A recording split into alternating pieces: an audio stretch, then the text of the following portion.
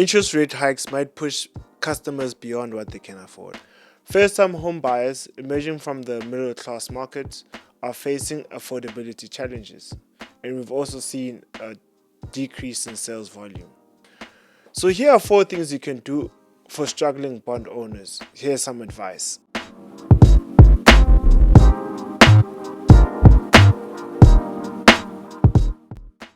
Welcome to another episode of Property News. I am your host, Manuel Kuzwayo. Top property stories for this week are: Northern Cape could challenge the Western Cape as SA's most expensive province to rent in. Interest rate rise again to about 11.75%. How it affects you, and then we give you 4 top things to do. And then followed by OCTODEC points to a renewed confidence in SA's CBDS. GROWTHPOINT'S GREENOVATE Awards could include a PROPTECH category for 2023. And lastly, JOZI listing. Yes, the first ever reality TV series returns for a second season. Yeah, talk about property and TV. In our first story, we look at the Northern Cape has experienced another quarter of rapid residential rental growth that could take on the Western Cape as SA's most expensive province to rent in. So this is information according to PayProp when they looked at their residential rental index for Q1, which shows 4 consecutive quarters of the Northern Cape having posted the fastest growth within that period. For example, during Q1, it reached rental levels of about 9,248, which was up from 8,962 in Q4 of 2022. That is a year-on-year rental increase of about 10.2%. If we look at the Western Cape, it boasts the highest rental average, which is about 9,872, up from 9,737 from the previous quarter, which shows a growth of about 5% on average. If it does continue this way, we might see Western Cape reaching double 5 figures during the course of the year in terms of their rental growth. And then also, when we look at the national outlook according to PayProp, it is reported that there's a growth of about 3.9%, 4.6%, and 4%, which is in January, February, and March, respectively. However, inflation still remained high at 6.9%, then 7%, and lastly 7.1% during the same months. So to sum it up, the interest rates haven't dampened the mood in terms of the rental market increasing in that area. Despite high inflations, the rental market appears to be recovering very well, and the rental growth is comfortable in a range we haven't seen before the pandemic. One thing to note though is that the national average rose from 4.2% from Q1 of 2022 to Q1 of 2023, which is the strongest figure since year-on-year since Q4 of 2017. In monetary terms, this just means there's been an increase of about 336 Rand, which is up from 8,924 Rand since Q1 of 2022. So the national growth of rental has increased over the past 6 consecutive quarters, which makes to date the rental has resisted the downward pressure from high inflation and diminished affordability to set a clear and upward trend. In our next story, we look at the rise of interest rates. They've risen again to 11.75% and how it affects you, and we highlight the 4 things you could do during this period. So the debt holders sure feel the pinch right now with the latest Monetary Policy Committee, the MPC, to increase the repo rate by a further 50 basis points to about 8.25% and the lending prime rate at 11.75%, which is the highest since 2009. And if you remember very well, 2008 was the recession period. As a result of the latest 50 basis points, the interest rate hike has really impacted the monthly bonds for people who took a bond over a 20-year period. So we'll give you some figures. If you look at a 750,000 Rand bond, you pay an extra 259 Rand, which is up from 7,869 to about 8,128. As you see on the figures on your screen, we'll also look at another figure that has increased. If you took a bond of 1 million Rand, you are paying an extra of 344 Rand. And then if you took a bond of 2 million Rand, you are paying an extra of 689. And lastly, if you're looking at a bond of 2.5 million, you are paying an extra 862 Rand, which your monthly repayment was 26,231. Now you are paying 27,093 Rand.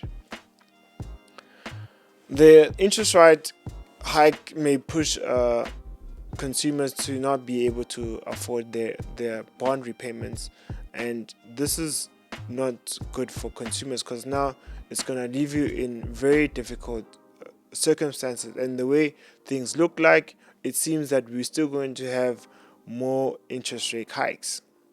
So what does it mean for a homeowner? So for first time buyers, many emerging from the middle class, are facing affordability challenges when it comes to this phase that they're in right now, because they're not aware of interest rates hike increasing at this rate. And one thing we do see that there's an overall decline of sales volume in the area, obviously besides Cape Town. So Cape Town is still seeing increases despite the high interest rates we're having in the country.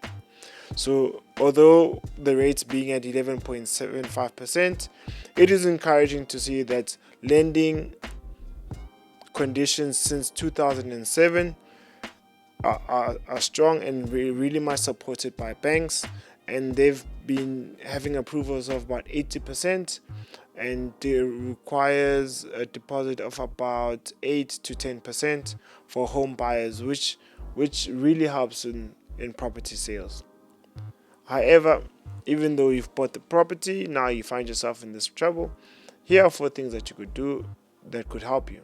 Firstly, reach out to the bank and talk to them and tell them that you're not able to afford your repayment and you're looking to renegotiate your payment terms.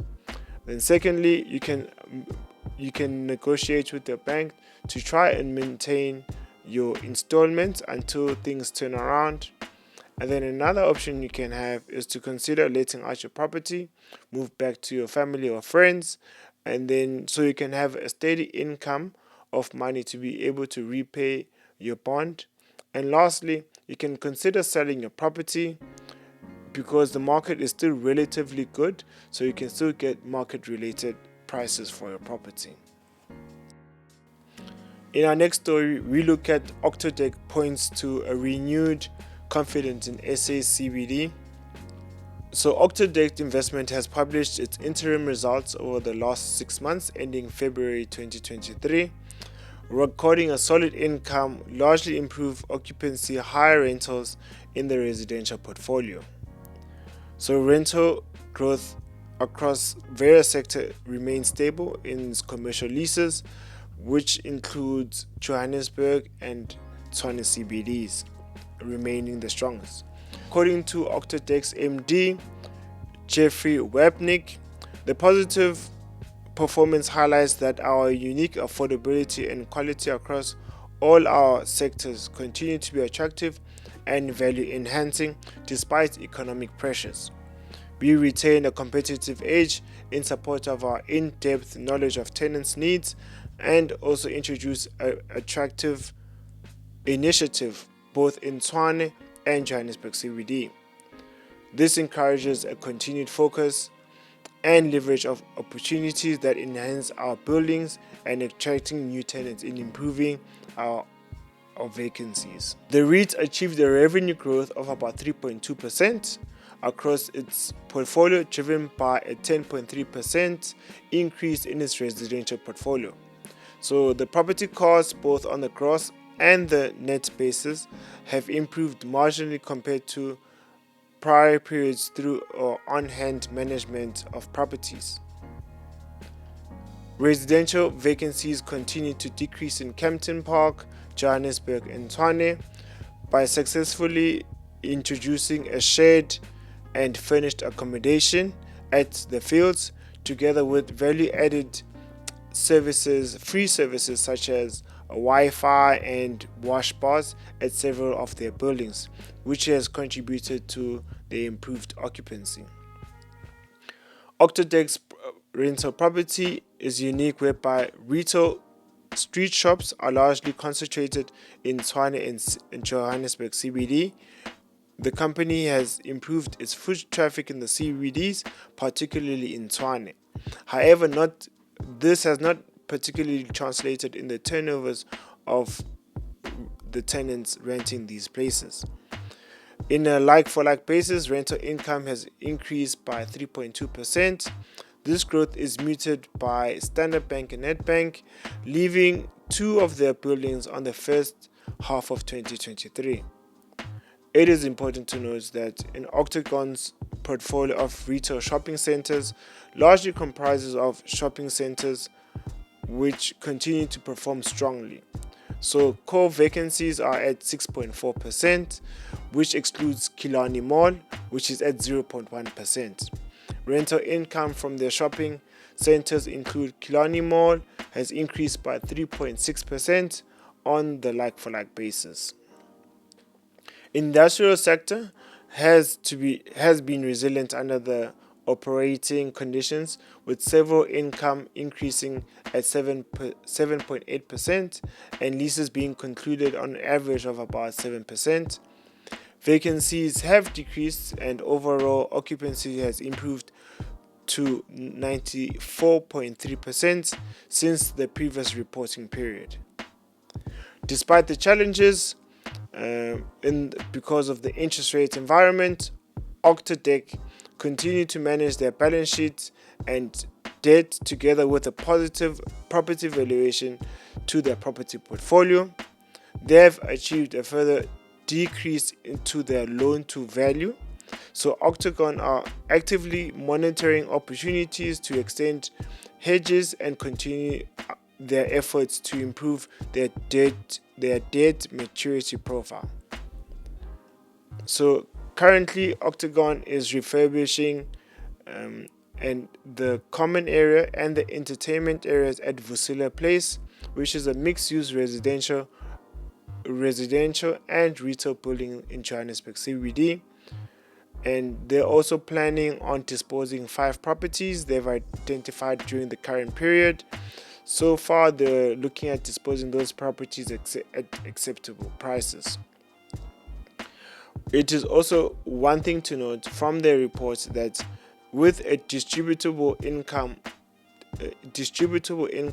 after tax of about 10.7%, OCTODEC's board has declared an interim dividend of 60 cents per share for the first 6 months, which ended in 28 February 2023, which is up from 50 cents in February 2022, which is about an increase of 20%.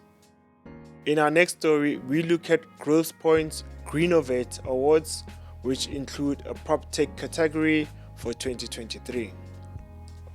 So the GROWTHPOINT'S annual GREENOVATE Awards are back in partnership with Green Building Council of South Africa. We'll call it the GBCSA program to showcase up and coming talent and innovations in the built environment. So the award is now in its 9th year, and the awards are focused on sparking passion for sustainable development, initially for students from the build and engineering department. This year the awards also include a technology solutions category. There are vast opportunities in the PropTech space for a retail sector, both for unlisted and listed property, innovators and entrepreneurs alike. The possibility include disrupting conservative and slow-moving industry and attracting investment and boosting productivity, shifting mindsets to technology-forward understanding of property and building better futures and better cities, and also enhancing the tenant experience. So this year, the challenge for all three categories are property, engineering, and PROPTECH is simple. Conduct a research to propose a unique and sustainable solution to real-life problems, which will be presented to a judging panel of industry decision makers. So this year, those entering the GREENOVATE Awards will have access to some of the most exciting mentorships and collaborative opportunities available in the property industry today. So with expert guidance and access to crucial resources. Top teams in each category will take part at the innovation stage at the 2024 GBCSA convention for a career-defining opportunity to present their groundbreaking project to business leaders and influencers. All winners at GREENOVATE Awards will also be treated to exclusive tickets to attend the event from the GBCSA with a travel and accommodation allowance sponsored by GROWTHPOINT'S. So the winning team in each category will receive 37,000, the runner-up will receive 18,500, and then third place will take home 12,500, all sponsored by GROWTHPOINT'S. There is also a prestigious award from the International Finance Corporation, the IFC, and linked to the Edge Green Building Certification and an innovation of the IFC, where one winner between the property engineering stream will receive a laptop and Edge expert training with the GBCSA. The top 3 participants from each stream will also win an entry to the national recognized GBCSA accredited professional AP candidate course. The PROPTECH category entries will be accepted from master's and PhD university students in property studies, construction, quantity surveying, or engineering. Post-grad technicon students can also enter. What is more, for the first time in the competition, it is extending beyond the students community to include small businesses working on the technological innovation that is still within the research and development phase. This year, the participating universities are University of Cape Town, WITS, University of Pretoria, Free State, University of Joburg, Stellenbosch, Northwest University, Nelson Mandela Metropolitan University, and lastly, the University of KwaZulu-Natal.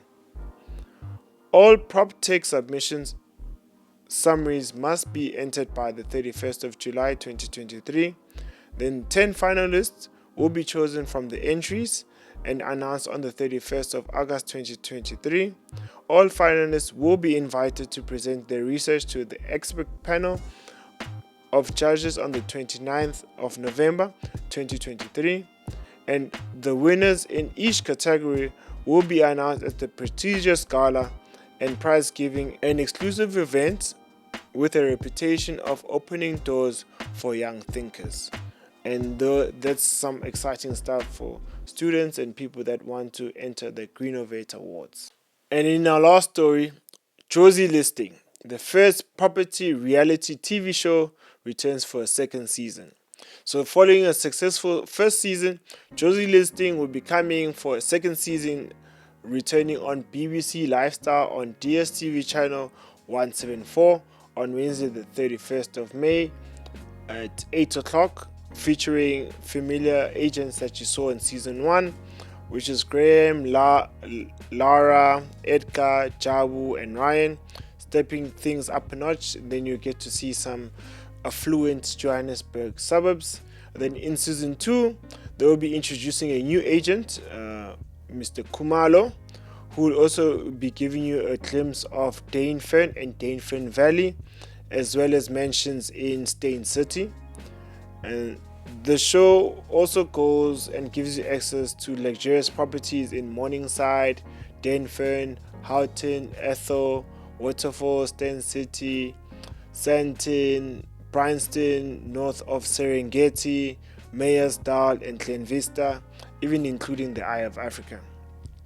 They also sometimes go to the outskirts of Gauteng, which is in the Vaal, and then we get to see properties ranging between 10 million to 150 million rand. So this season, the season will feature some famous faces, which is Fatuani Mukweli, Theo Baloi, Maps Maponyana, and Ndavi Nokori. And also Proverb is going to be one of the popular faces that you'll see. To remind you again, the show's got 10 seasons. JOZI Listing Season 2, or Listing JOZI, that's what they call the show. It's going to be playing every Wednesday at 8 o'clock from the 31st of May 2023 on BBC Lifestyle Channel 174 on DSTV. And that's our property stories for this week. Thank you.